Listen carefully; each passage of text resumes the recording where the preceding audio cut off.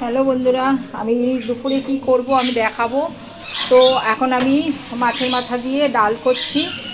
এখানে আমি সমস্ত কিছু দিয়ে মাছের মাথাগুলো লাল লাল করে ভেজে নিয়েছি, আর সব কিছু বা পেঁয়াজ আদা রসুন সমস্ত কিছু দিয়েছি, আর গোটা গরম মশলা ফোড়ন দিয়েছি, জিরে তেজপাতা শুকনো লঙ্কা। এই হচ্ছে আমার আর এখানে একটা যেটা বেশি বোঝার বিষয়, এই ডালটা একটু আর একটু কম সেদ্ধ হলে ভালো হতো।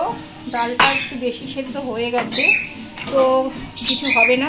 আমি এটা ডালটা ঢেলে দিলাম, আর একটুখানি জল দেবো।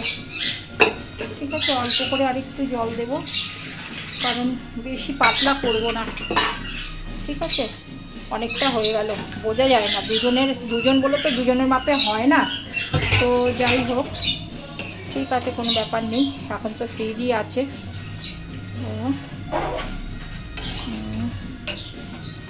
তো এই হচ্ছে মাছের মাথা দিয়ে ডাল। আর কি করলাম আমি টেবিলে শেয়ার করে দেবো। এটা আমার কমপ্লিট একদম। আমি এটা আদা পেঁয়াজ রসুন দিয়ে করেছি, অনেক সময় দিই না, তবে আজকে সেটা দিয়েই করেছি। বাই বন্ধুরা।